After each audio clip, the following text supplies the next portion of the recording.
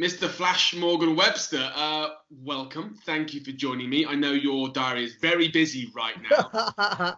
Very busy. Yes. So thanks for finding a gap Counting in the the diary. tiles on the ceiling. Yeah. So how are you finding this? Because now we're I've even lost count. We're 2 or 3 weeks into this isolation now. How are you dealing with being at home so much? To be fair, it's you at first you're kind of like, we get a little beat up when it comes to wrestling. You think to yourself, oh, a little bit of downtime, get yourself all good. And then you kind of realize, well, after about a couple of days, oh, this is pretty boring. I wanna be there and I wanna be wrestling, or I want to be out. Even it's just as simple as going to the gym. Like I spend 2 to 3 hours in the gym every day, and now that's come down to a home workout. So that's quite a nice escape sometimes when you're in the house. You'd be like, okay, now I'm going to walk to the gym, and then I'm going to do my gym session, and I'm going to walk back. But now it's like, okay, I'm going to go to the gym, which involves walking to the kitchen, or it involves walking to the dining room and doing my workout there. So yeah, that cabin fever hasn't set in yet, but I think it's on its way.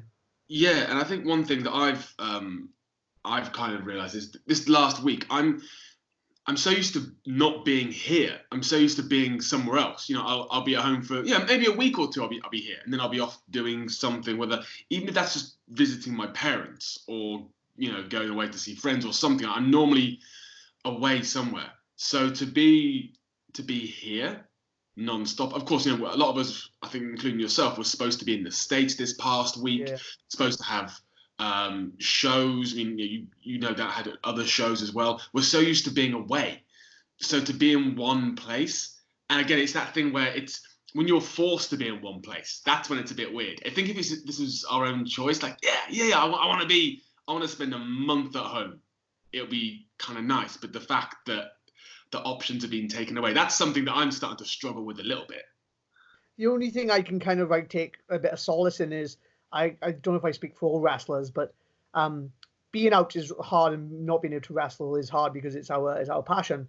But what makes it even harder is knowing that other people can do it. It's like that fear of missing out, like that's really difficult. So kind of knowing that everything is stopped is a little bit easier because you know that you're not missing out on stuff. But again, it's that freedom. Of course, we were supposed to be in the States, and we were supposed to be in Florida, and that week would have been hectic, but it would have been really fun, and we would have been around all our mates as well. But again, I guess we're doing what's best for everybody else, and we're staying home and we're staying safe. Let's talk about Florida, because shows just happened this past weekend. Did you watch Wrestlemania? What did you think of it? I did, yes, I did. So I know that me and you spoke about this. For some reason, my my app on my LG TV's just decided not to work anymore. Oh, LG TV, what are you doing? Yeah, I know exactly. But luckily for me, the I got it loaded up on the laptop and stuff like that. So I did watch both nights of WrestleMania. I'll be honest with you, I know that a lot of people went in and they were negative before it even started, and I was somebody as well that I was trying to be positive, but I was still looking at it going, I don't know how this is going to come off, and I hope that this is enjoyable. And I sat there and I enjoyed everything from start to finish. It was some of it I don't think I'll ever forget. No. I had a number of these conversations going into the weekend, and genuinely, and I know we work for the company, but genuinely, this was one of the WrestleManias that probably since I was a kid that I was most excited for, just because what WWE have done in the past few weeks, being able to turn around their creative, turn around their TV shows to make something watchable in this current climate, I thought was amazing. And WrestleMania is always going to be, they're always going to pull out all the stops of WrestleMania. And again, I thought in the current climate, wow, what a show. I mean, were there any matches that stood out for you as your favorites? Well, I'll be lying if I didn't say it wasn't the Boneyard match. That was mate. I've been wanting American Badass for so long, and I can only imagine what it would have been like if they were in a stadium and that music would have hit and that he would have come out on the motorcycle. I can only imagine. But considering they couldn't do that, there was moments as well. Whenever you watch a Taker match, you have that thing of like, oh, he could lose or he might not lose. There was a moment while I was watching that AJ Styles match, I went, how perfect would it be if they decided this is the last thing they're doing with Undertaker? Mm-hmm. And when he got thrown into the grave, I thought to myself, this would be the most perfect way to write him off. It's really cinematic. It's okay. He's done full circle. He's become badass again. and now he's being buried by somebody who they probably will consider will be somebody who will carry the company for the next 10 years. I thought this is perfect. Of course, that didn't happen, but again, even that had its WrestleMania moments of me thinking Taker's going to lose. So I definitely that, and the Firefly Funhouse. What the hell did we even watch? But I need to watch back the Firefly Funhouse, because it was, by that point, it was the second night I stayed up until 3:30 in the morning. And I think I was in a bit of a haze, and I've not had a chance to watch it back for a second time. At the time, I loved it. I think I'll love it even more when I'm not, in that kind of mystical world of half asleep. But going back to that, the Boneyard match, I remember watching it and being like, I remember when I was a kid, and you'd see a wrestler in a movie, like a mainstream movie, and I was always excited because obviously I love wrestlers, and they'd always given them a fight scene, and the fight scene was always super underwhelming. And it'd be a wrestler that no one else knew was a wrestler, and they'd be doing clotheslines and stuff like that, and it never quite delivered. With the Boneyard match, it was like every rubbish wrestler fight scene from a movie was made up for, because it was so cinematic. It was done so well. And it was a huge risk, because that kind of concept, I think, if it wasn't executed as well as it had been, it could have really fallen on its face. But it didn't. And that's a testament to me. I don't know the other names involved in it, but I know Jeremy Borash was involved in it, and I'm sure there's a huge team behind it. But it's just a testament to the talent that WWE have got right now, not only in the ring, but also behind the cameras, man. Yeah. I also think as well, like, you forget that, like, Taker hasn't really been a verbal character now for 10 years. And that moment, the moment he like hits him and AJ's retreating, he's like, "Where you going, Alan? Where you go?" Like instantly, like, that was the Undertaker that I grew up with. That was the American Badass was my Undertaker. That's who I came in watching. So like it gave me that feeling of when I was a kid, of when he would be beating the hell into Vince McMahon or something, and he'd be saying, "Oh, what you doing, Vince?" or something. It added such another layer to the character, a layer that I didn't know that I missed until I saw that Boneyard match. Another match. I mean, I think some of the matches, you always want a crowd, and you're a worker. From what I've heard, a crowd always helps you guys along. That's the case, yeah. And I think some of the matches, again, in front of a crowd, they would have felt different. But there's a match that stood out to me, which I felt almost, if anything, it was almost probably better in front of the empty audience. And that was Seth Rollins versus Kevin Owens. Because those guys are so good at trash talking. And in this environment, you could hear every word they were saying. And I was like, this is amazing. I didn't even register there was no one there watching it, because you're just taken in not only by the story they were telling, both physically and verbally. It was, that for me was a real standout. It was the perfect placement on the show as well, because I think that we'd watched it, and of course we've had a few weeks now of no TV, no audience TV or whatever, and it's been some of it has been hard to watch or whatever, because it has lacked that energy. And that match was the perfect placement, because when he jumped off the WrestleMania sign, first off, they had a great match before it became the notification. Yeah. Then when he jumped off the sign and they said the words, "What a WrestleMania moment," you were like, whoa, they are going all out here. They are determined to make this WrestleMania. And I think that if anyone was on the fence, that was the match that really dragged everyone into the shows. Yeah, absolutely. Another match that stood out to me, and I know everyone at NXT UK would have been watching this one very closely, was Rhea Ripley versus Charlotte Flair. And that was, I think, bell to bell, one of the best matches of the entire weekend. Yeah, fantastic. Absolutely fantastic. And it's proof that they've been saying it for a while, that like Rhea is the future of this company. And I think you'll be hard pressed to find any wrestler who's improved more than Rhea Ripley over the last 2 years. Like, you yourself were there when she walked into NXT UK, and she had something about her, but she was still, in much regards, a baby, really. You can kind of still see that she was learning. And to see who she's become now in the space of like 18 months, 2 years is absolutely incredible. Well, probably less than that. It's probably like 16 months or whatever. She's become an absolute force to be reckoned with. Yeah, and how does that make you feel as a member of the NXT UK roster, to see someone like Rhea come in? And again, she's a baby when she came in, and it was only let's say 6 months. 6 months ago, she was on our roster. And now she's part of WrestleMania in one of the standout matches. That must fill, someone like yourself and the rest of the roster full of pride and full of determination, because you can see it's there. It's all there. Yeah, and it's a lot of people don't realize this, but when she got brought over the first time, it was only her really that got brought over. The other ones who did come over, like I'm Darcy, Jack Gallagher's, yeah, Danny Birch, they'd all known us before they came over here. So she came over here as somebody who didn't know anybody. She'd maybe met Travis Banks once or twice, maybe when she was out in Australia. Yeah. But she was coming over totally on her own, and then being told that she was going to come over here once a week, every 6 weeks, and have to fully submerge herself with us lots. And that's, again, she was 18, 19. That's a real daunting task to say, hey, not only are we taking you, the only girl from NXT to come over to the UK, but we're also going to make you live there for a week every 6 weeks.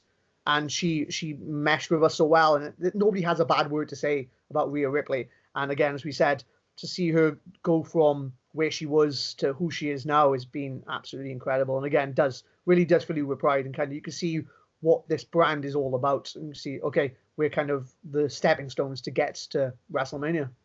But you talk about the stepping stone. How does it make someone like yourself feel to know that it's that close? The fact that you've seen Rhea just 6 months ago, she was on our brand, just like the rest of you guys all are. It's so close to make that jump. It's such a weird one, really, because you think about it, you can always say there's exceptions. People can say that. So for a while, I'd say like when Pete Dunne moved to NXT, then we'd go, when he did the Royal Rumble, that's the big one. When he did the Royal Rumble, we're like, oh my God, this is our friend who we've seen. I've known Pete since he was 13, 14 years old. And we're like, okay, now there's a route. But then the argument could be made, well, Pete's the exception. He's the one in a million. And he's also exceptional. He's like, I honestly believe he's one of the best in the world. And I say that, even if I didn't know, even if I wouldn't mates with him, I would say he's one of the best in the world. And so you can make that exception, saying, he's the one in a million. But then, and he's far ahead of some of us. But then, for example, we've just seen that the Grizzly Young Veterans have just made the jump to NXT.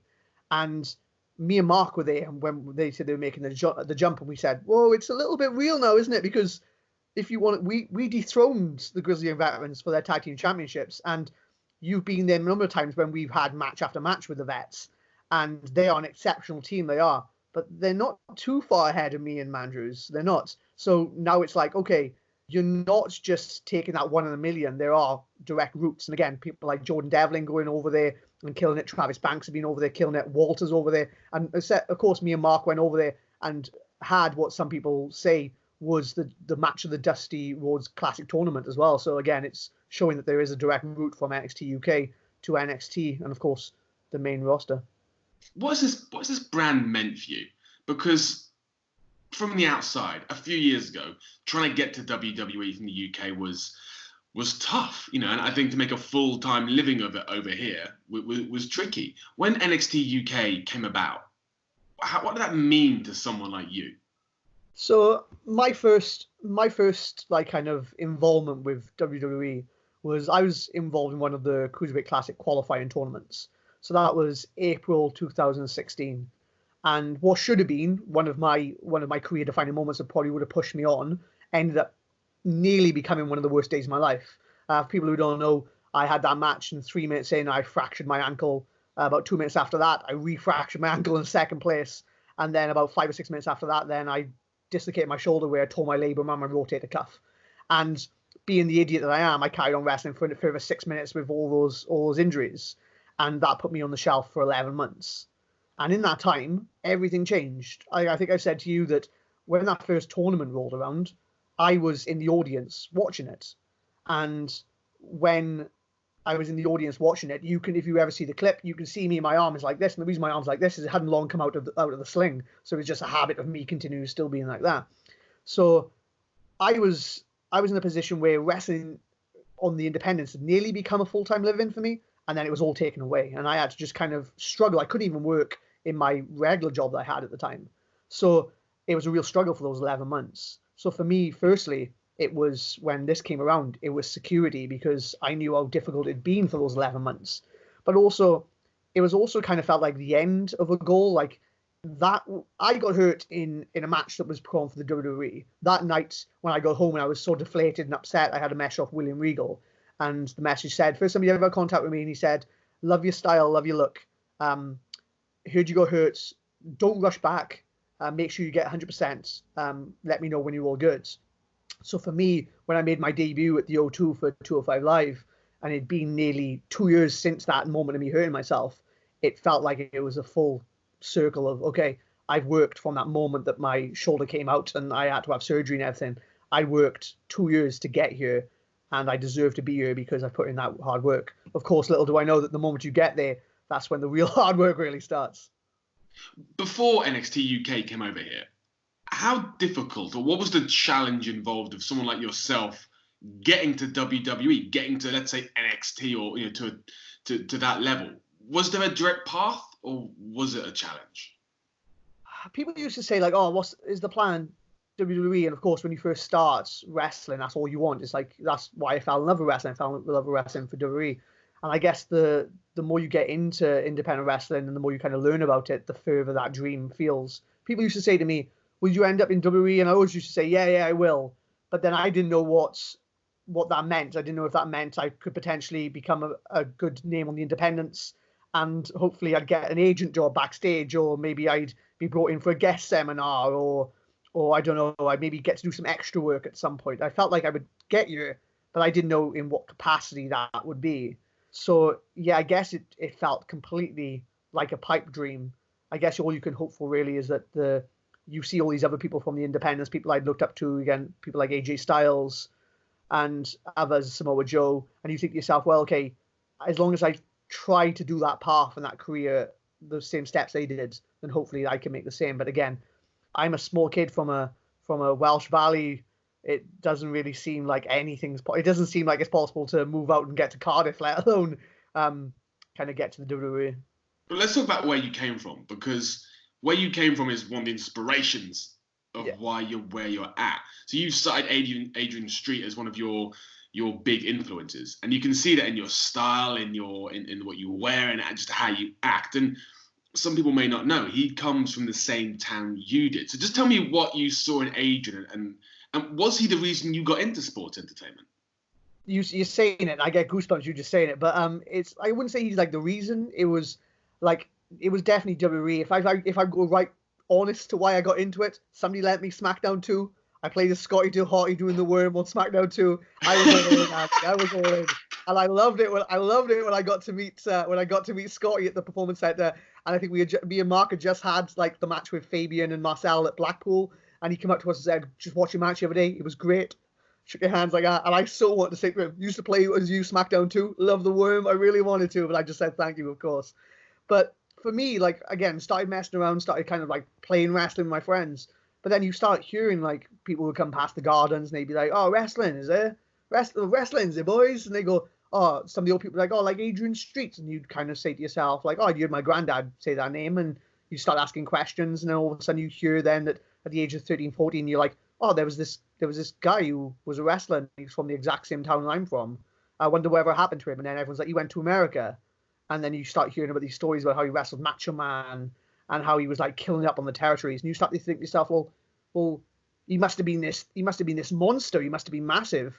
And then when you start looking a little bit more into it, you're like, wait a second, he was shorter than I am. And yeah, he was built, but he wasn't huge. And then you start thinking, well, if this man can get out of the valleys in a time where it was so much harder to get out than it is for me now, then surely we've got to have a chance to do this. And I say we because, of course, like, people might not know, but me and the Wild Boar Mike Hitchman started wrestling in his back garden. Like, that's how I met him. First day in his back garden, like 14 years old. And one of my favorite things is kind of the day we signed the contracts, looking around and going, "Mate, did you ever think we'd end up here when we started building rings in your back garden?" And he turns to me and he goes, "You need to shut your mouth before they realize we shouldn't be here."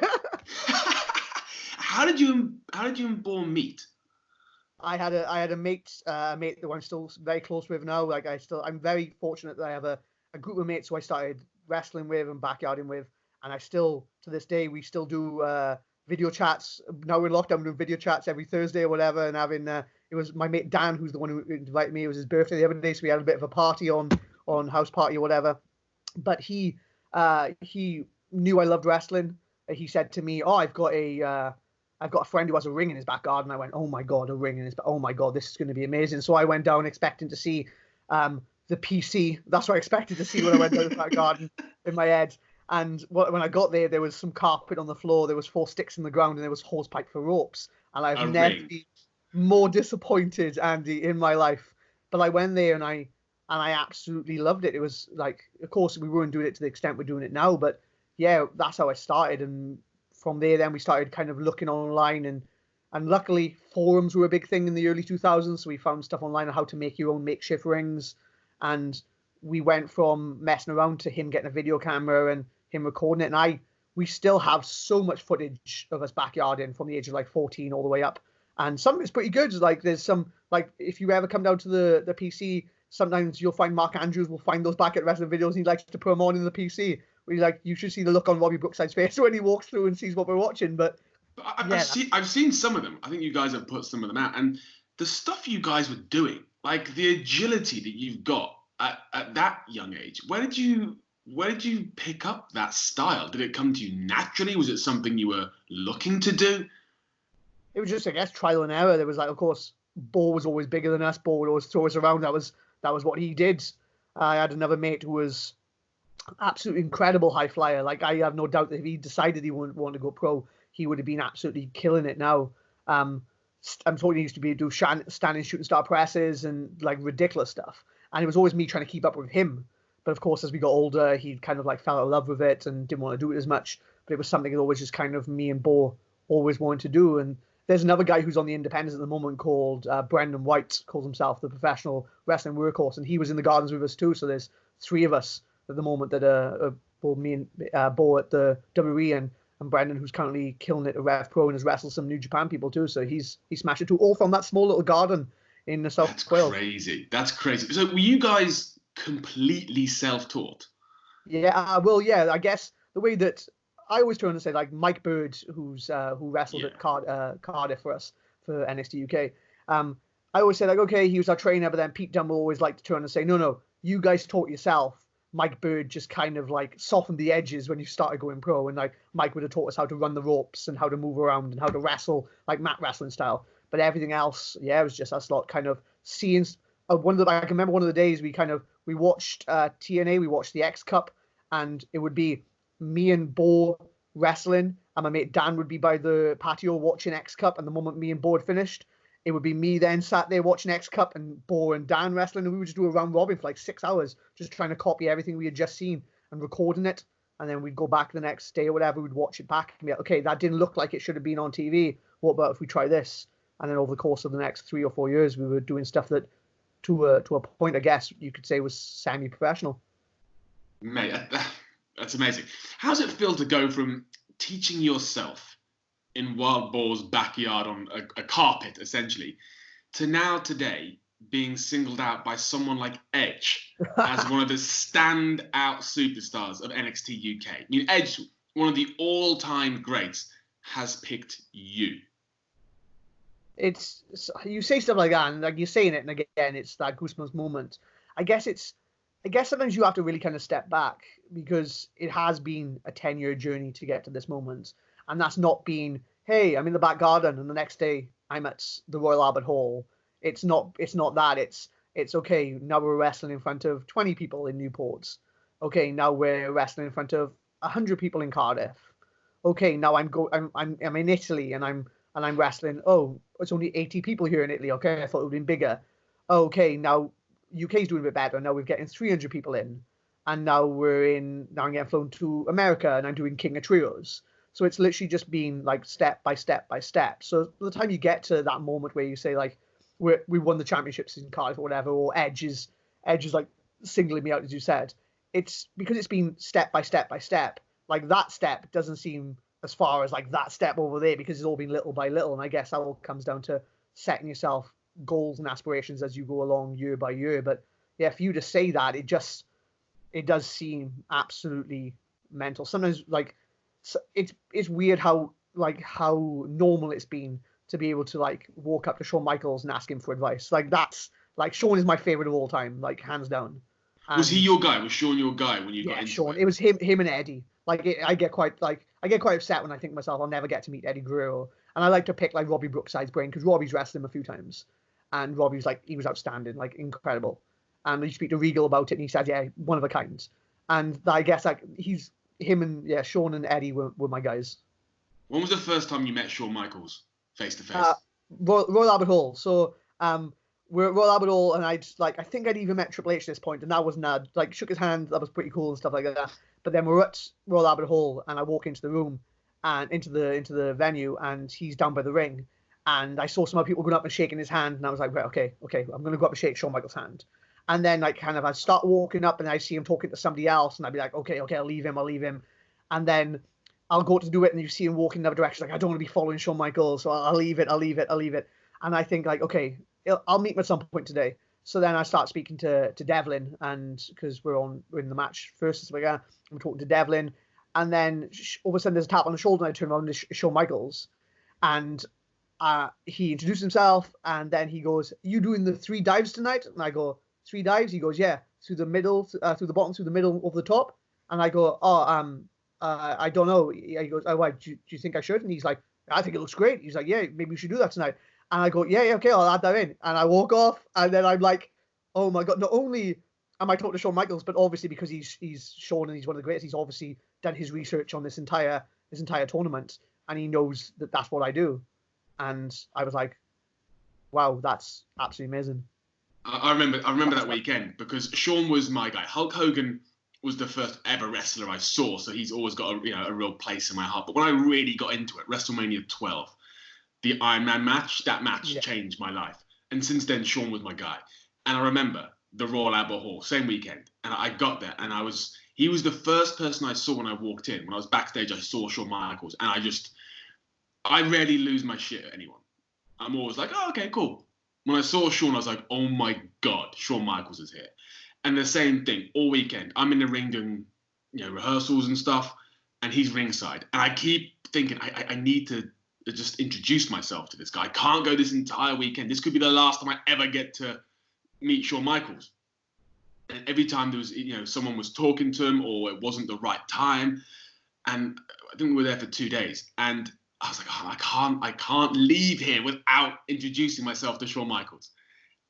And as I was leaving the venue, our paths crossed backstage, and I was like, I've just got to do it. I've got to do it.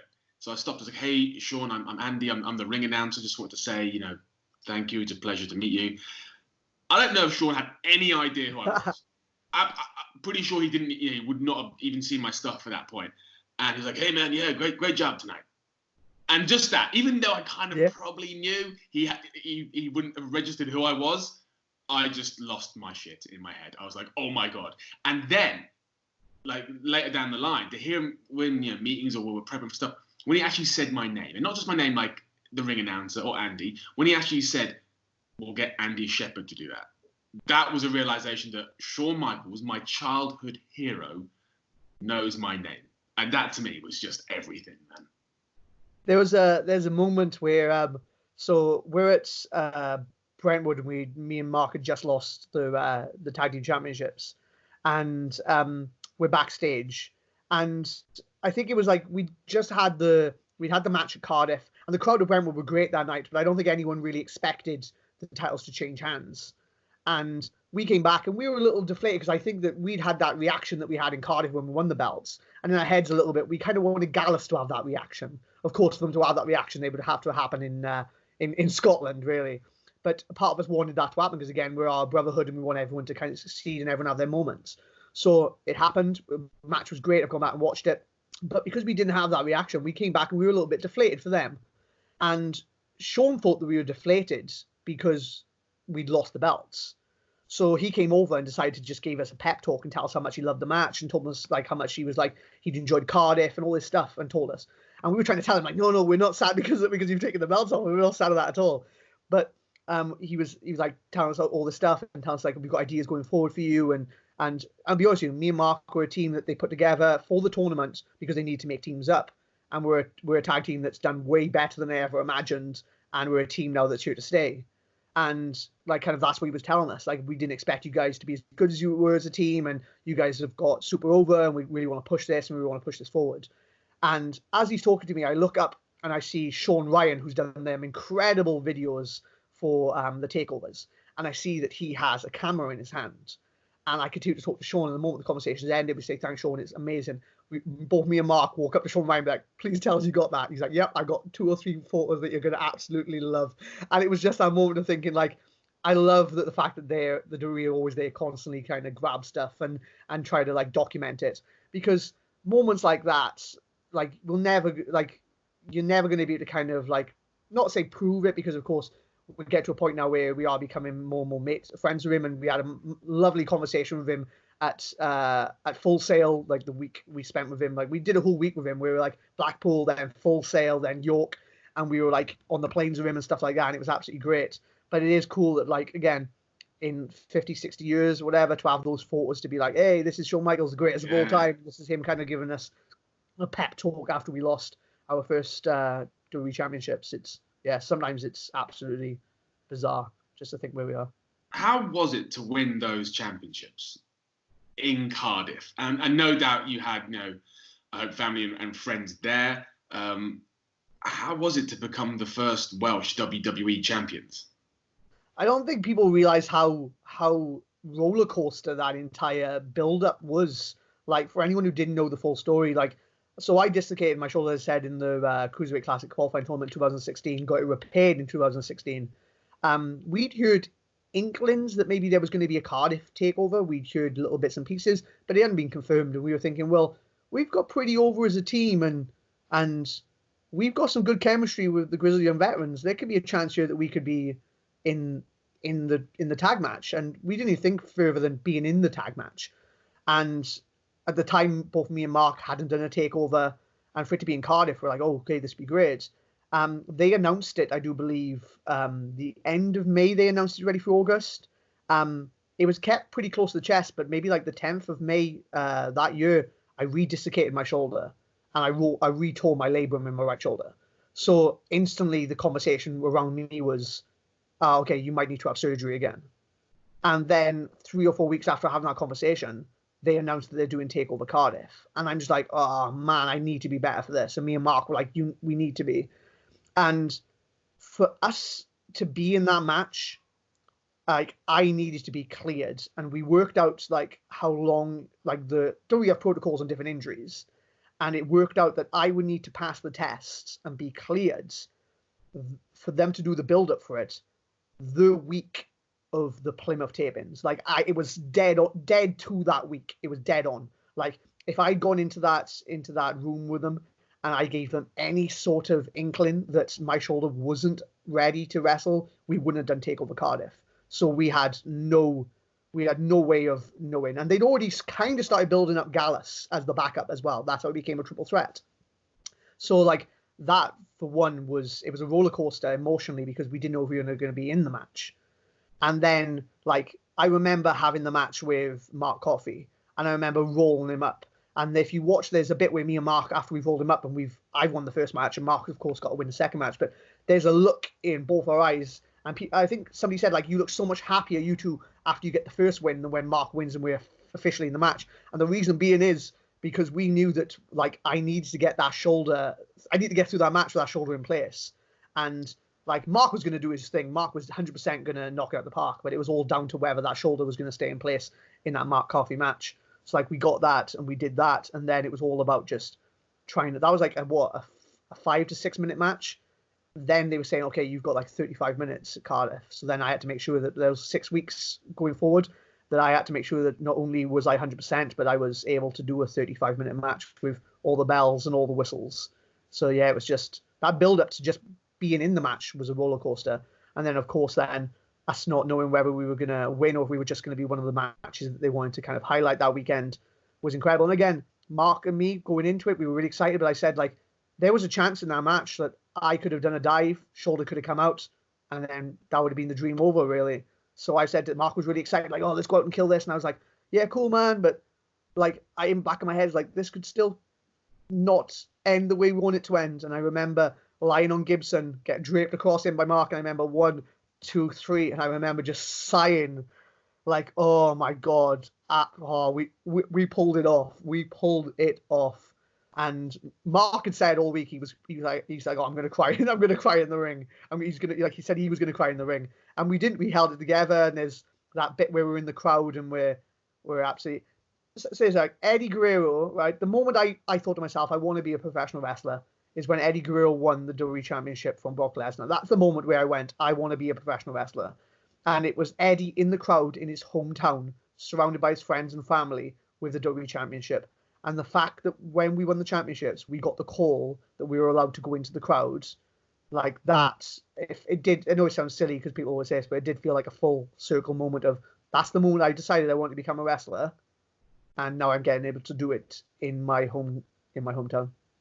What felt better at the end of that match? Was it the fact you'd won the titles and become a WWE champion, become the first Welsh champions, or was it that you'd survived? I don't know. I think it was maybe it was everything. I think that the moment I walked out there and I was in the back of my head, it was like you're like this shoulder could come out. But that Mark's music hits and we came out and the crowd were absolutely losing their mind. And I remember standing in the crowd as the other people entered, and they were all just chanting for us over the top of everybody else. And I remember thinking to myself, if it does come out, like this is as good as it's going to get tonight, then I'm happy with this because this is absolutely incredible. Luckily for us, that wasn't the best. It was like it kept building and kept building and kept building, and yeah, it just kept getting bigger and bigger and bigger. And I think there's the moment as well where I hit the 630 and I hook the leg and Gibson pulls the referee out, and you can feel the air get sucked out of the building. Everyone is like, that's it. That was it. They've built up to this one moment, perfect match, but we're not getting this tonight. It's not happening tonight. And I think we could have lost, and I think the crowd still would have gone home relatively happy that night. But then the fact then that we do the one more turnaround and then Mark hits the shooting star press, and you can like, I'm on top of Gibson, I can feel the whole crowd counting along with us. Absolutely. I'm getting goosebumps just honestly. I mean, look, that your first takeover match was standout and will go down in history. But hey, your second takeover, takeover Blackpool 2, the ladder match is, I mean, look, when the history of NXT UK is being written, and it already is, man, that match is going to be one of the standouts. How was that to participate in? Well, first of all, a first for the brand, so no doubt a lot of pressure, but also just pulling off such a match on such a platform.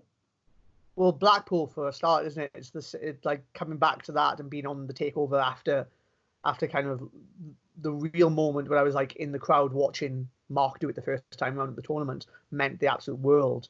But there was moments where I would like turn to Mark throughout the day and be like, we're in a ladder match in the WWE. Like again, I'd be lying if I said like the reason like my style is the way it is isn't because of Jeff Hardy and the Hardy Boys and Edge and Christian and the Dudleys, because of those ladder matches. I was the kid in Hitchman's in Wild Ball's back garden jumping off ladders, and because I saw that, and I know that Mark was exactly the same, so it was absolutely great. And that, again, the whole setup for the two tables and the ladder was like, right, we're gonna take what Jeff Hardy did and we're gonna do a 2020 version of this. And I remember like us kind of being a bit deflated when the first table broke, and then like kind of we start to climb, and then like Mark starts to climb with me. And there's, I don't know, people go back and watch it. They need to go back and watch it. There's a moment where we get maybe halfway up, and Mark goes, "Do you want to like tell me when you're ready?" He said, "Are you all good?" And you can watch me put my hands under Mark's armpits, and I drag him up another 2 steps. And then, so like we're up, even Mark was literally ready to go because he didn't know how much. And I get him up another 2 steps. And then Mark turns to me, he goes, "Okay, on your count." And I turn to him, I go, "I've only got 1 foot on the ladder, mate. It's all on you." So if you watch it, my 1 foot's dangling over the side of the ladder, and I just hold on to him. And it's all Mark Andrews. Like, it's just like, I'm just going to push off with 1 foot. I'm going to push off. And it's a real funny, like, we do it, and we came backstage, and Trent Seven just went, "You guys just reinvented wrestling." That's what he said to us. He went, "You should reinvented wrestling." So it was that one or whatever. And then the other one was Johnny Moss is a stickler for, if you're going to do a flip bump, you've got to come off 1 foot. He's a stickler for it, right? And some of us, of course, like some people haven't been trained that way. Some people struggle with that. So he's a stickler for it. And Mossy obviously twigged that I'd come off 1 foot off that ladder, and he put his hand on my back and went, "Those one-legged foot flip bumps come in handy tonight, didn't they, mate?" And I was laughing so much because I didn't even twig that either. That, yeah, I guess that when it all came down to it, the like kind of like the natural technique that's been built into me over the years of flipping off one foot is how we did it at Blackpool. How did that match feel to be a part of a first? It's one of those moments where you wanna do so well that it's really hard to kind of enjoy yourself on those weekends. I mean, especially in the build up, because you just want it to kind of it's such a weird one with wrestling, especially at this level. You want it to be over so you can enjoy it. But like when I'll tell you now, and I don't know, you probably see me backstage. I'm a nervous wreck before nearly every match I have or whatever. I'm awful.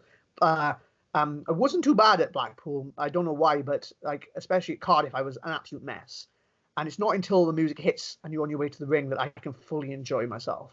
And then everything that comes afterwards is fantastic, but the build-up is awful. So like to say like how was it that weekend? Like once we were in there and we were doing crazy stuff and we were getting the reactions, it was amazing, absolutely amazing. But the build up to it, knowing that we had one of the most high profile, and again coming out of Cardiff who went in where people didn't think, like in the build up, people were like, oh, the match will be all right, and then end up being one of the standout matches the entire weekend on a weekend which was full of wrestling. It was a standout match the entire weekend. So when we went into Blackpool, everyone was like, this match is going to be absolutely insane. And we're like, oh, don't put pressure on us now. Come on, what are you doing? But yeah, when we finished it, it was absolutely great. And of course, we did that ladder match. And then it was like, okay, now get on a flight and go do the Dusty Classic 2 days later. So what a weekend. You talked about Trent there coming up to you after that match and saying you just reinvented wrestling.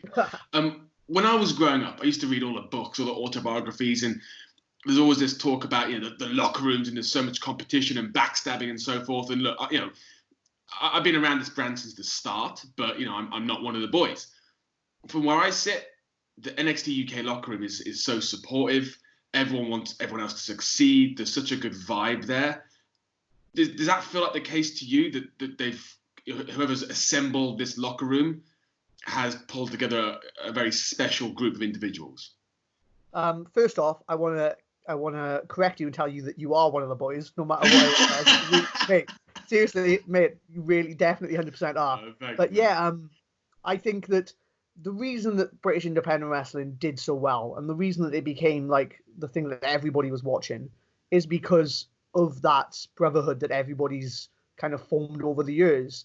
Nearly everybody on this roster has wrestled in front of 5 people for no money, or traveled 6 hours to be told then that you're only going to get a Rumble spot. And it's because of everyone trying to improve together and get better and try to kind of have the best storylines they could, or the best matches they could, that the crowds got bigger, and we all realize that. And I think, again, you look at NXT in the States, and the reason that anyone is able to become a star there is because of all the stuff that's been put in place before those people got there. So I think everyone here realizes that for this brand to succeed, everyone needs to succeed. And it's like the only thing that's going to make this must-see is if we have a roster full of must-see competitors. And that has to be in place as well, because as we said, Pete Dunne's moved now to NXT.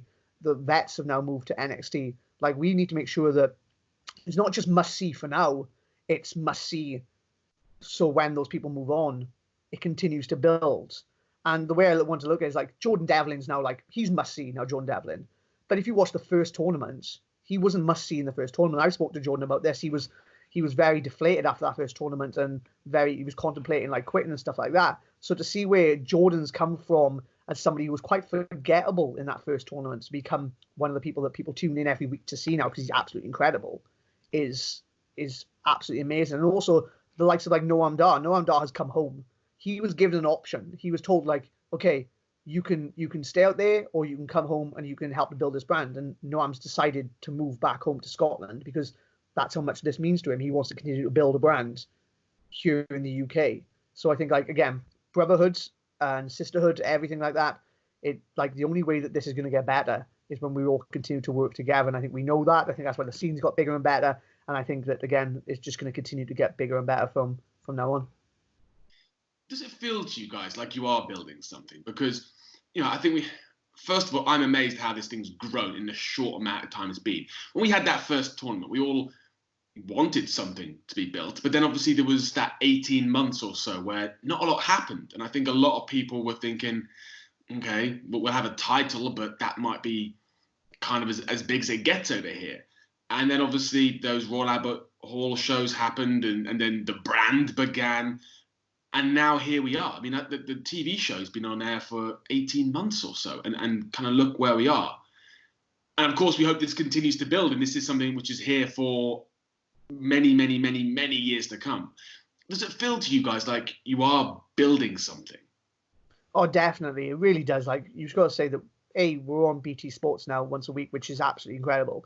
We're also on like the Paramount channel. And the one thing I always tell other people as well is like, we're available to watch on the Channel 5 app.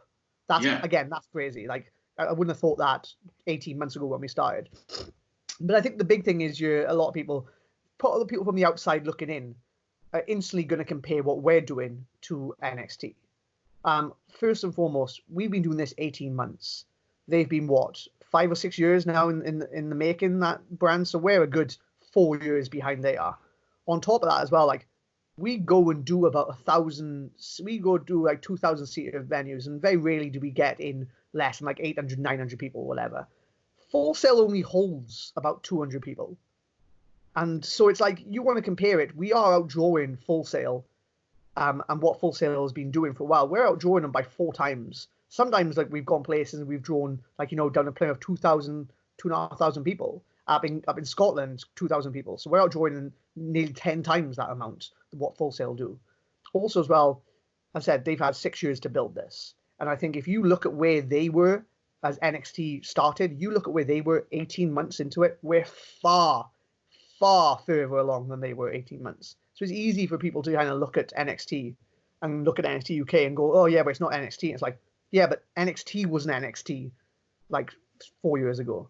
Like, we're building, every show gets better, like every takeover gets bigger, and now again we're on Paramount and we're on the Channel 5 app and we're on BT Sports. And I have no doubt, especially now, given this current climate where a lot of people are now have to stay in, and they are just going to have to be like digesting what's put on TV. Like, I think sky's really is the limit for this brand. Yeah, I love the fact we're on all these different platforms now. I don't think any of us even realised this was going to happen, because I remember I was on holiday at New Year and just saw something online, and it was like, oh yeah, now WWE, now NXT UK is going to be part of the BT setup, and then very quickly the Channel 5 things happened. So it's all happened so quickly, and now, as you say, no one's got any reason to not be able to see our brand. Everyone in this country has access to the 5 on Demand app. So it's crazy to think that the access and the eyes this brand has on it. How do you think, as someone who really is ingrained into the industry, how has NXT UK affected kind of just the industry as a whole over here? Do you think it's made more opportunities for people? How are the indies doing in terms of shows? It's, again, anyone from the outside looking in, like, there was a big stir a couple months ago where they were touring and saying like NXT UK has killed British independent wrestling. And again, I understand, like, I get it, I really do. There are fans over here that have dedicated their time and their passion to this for the last 3 or 4 years. And they've seen the likes of Pete Dunne, Tyler Bate, myself, Mark Andrews, Zach Gibson, Jordan Devlin. They've seen them grow. And it's almost like your favorite band. You see your favorite band kind of like getting bigger, and they're your band and you love them. And then, of course, a lot of people see the bands become like more mainstream, and then all of a sudden they don't like them as much. And I get it. It's like, if you love something that much, the fear of something being taken away from you is great. It really is. But I said, I still attend a lot of British independent wrestling shows. I still go to Fight Club, which is like 45 minutes from my house. I still travel down to Attack shows, and Attack Pro Wrestling are still selling out the Bingo Hall. Attack Pro Wrestling are still selling out the Trinity Hall. Fight Club Pro are absolutely rammed packed when they do those weekends. Like, myself and the Wild Boar, we just took over Pro Wrestling Chaos. And the reason we took that over, like, that was a flourishing, absolutely flourishing scene. Those 3 decided to step away because their outside lives were kind of getting too hectic and they couldn't continue doing it. Like, we've taken it over, and up until everything got shut down over here, our first show was on the verge of selling out. And it's, again, every show I go to is either sold out or on the verge of selling out. And it seems that the new people coming through now, like there's like people like your Connor Mills, which you're going to be hearing about and stuff like that over the next couple of years. Like I said, Brendan White's in that list as well. He's absolutely smashing it. Kyle Fletcher. There's so many other people up and down this country that are absolutely killing it and are going to continue to kill it. And I think the only thing that's going to stop this scene from growing is the fans. If the fans decide that, okay, it's dead and we're not going to go anymore, then there's nothing we can do about that. That's on them. But there's still great wrestling here. There's still shows being sold out up and down the country. So again, if they really are as passionate about this as I know they are, this scene can't die because they're the life force behind it. Yeah, I mean, and just in a logical sense, it seems like, hey, now people all across the world and, really in this country, everyone can see NXT UK. Everyone can see the fruits that have been grown by this UK indie scene. And if you like that, then, hey, go and see your indie shows because, yeah, look, hey, Pete Dunne might be on NXT now. You guys are on NXT UK. Cool, but who's the next Flash Morgan Webster? Who's the next Pete Dunne? If you go to your local attack show, whatever show it is, however big or small, that is truly where you're going to see the next generation. And it could be 6 weeks, 6 months, 6 years, but a lot of the talent you're going to see on those shows will no doubt make their way into NXT UK, NXT, Raw, SmackDown. So, yeah, I mean, you would hope that if people can get exposed to, say, our product, it will give them a taste for what's going on here and, go down to your town hall or wherever that local wrestling is and go and see that next generation who you'll soon be seeing on TV. Well, people say as well, like, it always trickles down from the top, and I honestly believe that. I know for a fact that when WWF was doing fantastic, like the houses over here were absolutely incredible. When kind of WWE hit that little bit of a slump for a while, houses over here dwindled a little bit. But then you also got to look at it this way. British wrestling had the biggest boom it's ever had, right, from 2016 onwards, right? It was like 2016 was that year, right? And that comes down from the fact that in that year, we got exposed with the Cruiserweight Classic. And then through that entire year, 2017, stuff like that, Pete Dunne, Tyler Bate absolutely stole the show at the Blackpool Empress Ballroom. And then everyone went, who are these kids? Who are these people who are actually world class already? And then, of course, they went over and did Takeover Chicago and had Match of the Year. And then houses over here got even bigger. People forget that, like, this scene blew up because of the WWE United Kingdom tournament. And then for 2 to 3 years after WWE signed these people and allowed the likes of James Drake to really invest in himself and become as good as he has, Gibson was signed a couple months after that and was able to really invest in what he does and open up a school and stuff like that. Pete and Tyler were able to quit their jobs and become full-time professional wrestlers because of that. But then WWE didn't just say, oh, okay, we've signed all these people, you can't wrestle anymore. They literally shone a spotlight on and then allowed them to be loaned out to everywhere on the British independent wrestling scene. And that is when the boom really happened. Like, without that UK tournament, this boom wouldn't have existed. So you can't really kind of say, oh, you're taking people away. Like, you wouldn't have had the boom in the first place if it wasn't for that tournament. So it's like, yeah, I get why people are worried, but like, we have this because of that. And we were able to get as good because of your support as fans. So it's like, if you really love this, continue to support it. And the fans are such a thing. I think that's, along with the work that you guys do inside that squared circle, the fans are something that make this brand so special. Yeah. Everywhere we go. And this is why I think, when I go to the States and I talk to fans out there, they love the interaction that the people who come to our shows have. They love the cheers, the chants. Every time I've got into the ring, I've nearly cried with anxiety. And that's something that is so special. And this brand has been made because of the fans. Yeah, definitely. Well, the whole scene's been made because of the fans. It really has. As I said, like, I was able to make a full-time living before I got to NXT UK, and I was only able to do that because there were shows up and down the country that were sold out every weekend, and on top of that, I could put a T-shirt out on sale, and hundreds of people would buy that T-shirt. So that allowed me then to kind of live my dream before I even was able to get to WWE. So again, the fans, they don't just make NXT UK, they make the entire scene. They make wrestling in general. If 12-year-old Flash Morgan Webster was looking at you now, what would he think? First off, he'd probably say, "Why are you not called Napalm?" Because that was my name in the background. He would say that. I was, man, it makes no sense. I was the bomb. I was Napalm. I was calling my firstborn child Napalm. That is the best thing. I watched the film Evolution. What did I call my? I think sure I called myself something before that. I might call myself something like the Jackal before that, and then I wanted to change my name. And I think I was watching the film. Yeah, I was watching the film Evolution, the one about the aliens. And he was like, and he goes, "Send in the napalm." And I was like, what a cool name. I'm going to use that. So first off, he'd be like, "Why you call Flash Morgan Webster? That makes no sense." But I don't know. I think he probably wouldn't believe. He wouldn't believe what's going on. Like I said, we have those conversations with Shawn Michaels. He said the thing about Edge. This to me is one of his favorites to watch or whatever in the brand.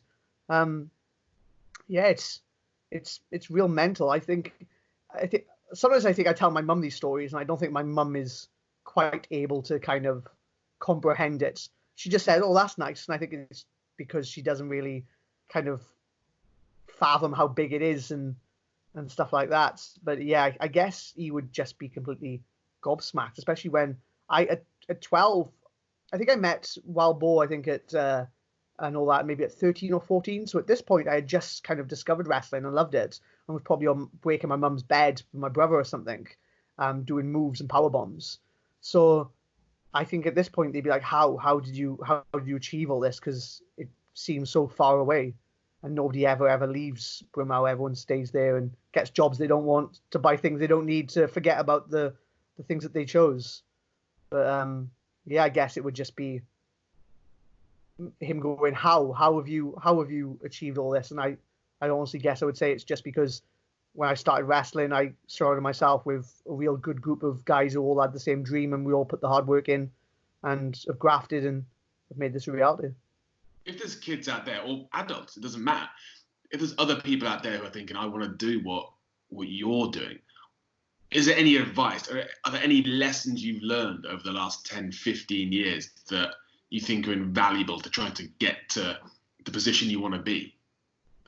It's a very different place to what it was 10 years ago. Like, the scene's completely different, which is great because it means now that it's more accessible than ever. There's more schools that are fully equipped. Again, if you're like me and you're from South Wales, like Wild Boar and Mark Andrews have a school down in South Wales now, Dragon Pro Wrestling School. So look them up online and drop them a message. I drop in occasionally as well and do lessons and stuff like that. So again, you've now got schools that have WWE superstars teaching you week in and week out, so it's more accessible than ever. I guess if I was to go back and kind of give myself more advice, the advice would probably be get in the gym sooner. Like, for me, the game has changed a little bit. You don't have to be the size of Ultimate Warrior anymore.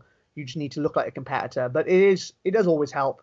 Somebody once said to me that people make their mind up on you from the moment they see you when you walk through the curtain. And you either then have got to work twice as hard to try to shatter that perception if it's a bad one, or you can kind of work at the pace you can, and you've got their backing because they already accept you. And I think that a part of that is done by the way that you look. You don't have to be huge, but you do need to look like an athlete. And I'm somebody who is naturally, if I stop going to the gym now, I would just revert back to my tiny self. But my advice would probably be that get in the gym sooner. Maybe you can kind of beat your metabolism a little bit, kind of may force your body to get a little bit bigger. That'd be the only advice I got, because I guess the scene's changed. The platform now is absolutely incredible. And if you really want to do this is something where you wake up every day and you just think about wrestling like I do, and you imagine yourself doing it, then go find a school. Like, it's easy to find a school now that has people. You've got like Wolfgang now have good go to schools and they lend hands up there with the schools up in Scotland. You've got like the Vets used to own a school in Liverpool. You've got us down in Wales. You've got Knuckle Locks where Eddie Dennis teaches once a week down in London. Like, really, there's no better chance to become a professional wrestler in Britain than there is now. Talking about how you look, I hope Nigel McGuinness sees this, because he's always questioned whether you could grow a moustache or not. And now I can see you are. This is 2 weeks. I think this is. I think I'm doing quite well for 2 weeks. This is quite good. It's looking great. I like it. Hey, it's a bit. That's my granddad. Bit ginger. I said to Mark, like, hey, by the time we come back, we're gonna be able to do the. the old Bella Twin spots by the time we come back. We'll go that beard out, shave the hair on the sides, get those abs going. Hey, but also, if people have listened to this and they like listening to you, which I'm sure they have, you've got your own podcast. I do indeed. So that's Morgan Webster's Wrestling Friends. It has NXT UK people on it. It has independent wrestling people on it as well. It's not just wrestlers. So I've had like referees come on in the past. I've had the likes of like Jim Smallman, who now works backstage, used to own Progress Wrestling. So there's a big variety. And I was going to say as well, I definitely want to get you on there as well, Andy. Like, I would love to do that. So yeah, if anyone out there is looking for, let's say we use the Gateway again. If you like NXT UK, but you want to know a little bit more about the British independent wrestling scene, and I guess I'm your guy. I kind of will give you an insight. And I also have a lot of people, Pete Dunne, Mark Andrews, Tyler Bate. They've all been on there, so definitely go back and look at the back catalogue. Yeah, you've got up to 90 plus episodes. I got episode 99 is coming out tomorrow on Wednesday. So and then I've got episode 100. I'm trying my hardest. I've been sending out some real wild requests to some people to try to get episode 100. I don't know if it's going to happen because some people are busy. It might just end up being me talking to myself for an hour. But yeah, episode 100 should drop in about 10 to 14 days time. Mate, I listened to it. Yeah, as you say, if you're interested in British wrestling, some of the people that you've had on that podcast are standouts. It's a great sort of history marker. Some great conversations of people in this industry. Yeah, even just stuff like Drake Maverick, for example. I had Drake on there as himself. He then, of course, in between his laps between TNA and WWE, he was in a lull period where he didn't do it, and he reinvented himself as Spud 2000. So I had him on as a character one as that. So if you love the stuff that Drake Maverick's doing, definitely go back and check that. I've had Pete Dunne on there. I've had Tyler Bate on there. I've had Tegan Knox on there. I've had people who have gone on to become mainstays on NXT and stuff like that. Like, there'll be some people, like, my advice is come in and listen to the people you know and hopefully stick around for the people you don't know. Mate. Well, look, it's been lovely chatting to you. First of all, great to see your face. Great to hear your voice in this unique times. But thank you, man. Thank you for your time, and good to see you doing so well. And I think, like the rest of us, can't wait to see you back in the ring when this all passes. Absolutely itching to get back in that ring. I watched that Edge documentary the other day, and the bit where he's in there with Dash Wilder wrestling around. I think I've never wanted to wrestle more in my life. It's like, I know people say when you watch another wrestling, you can kind of get lost in that, but there's nothing like kind of getting in the ring with your mates and just playing around and kind of going through everything and kind of like messing around with new stuff. That's the real magic, right? Is kind of coming up with stuff outside the crowd and stuff like that, and then being able to put it in front of them. So yeah, I'm itching to get back in the ring. Maybe I might have to build. I'm gonna get the sticks and get the carpet out. And I'm gonna go build one in the back garden. Mate, get back in Boar's garden. Get training. Flash Morgan Webster, thank you very much. Thank you very much, Andy. Appreciate it.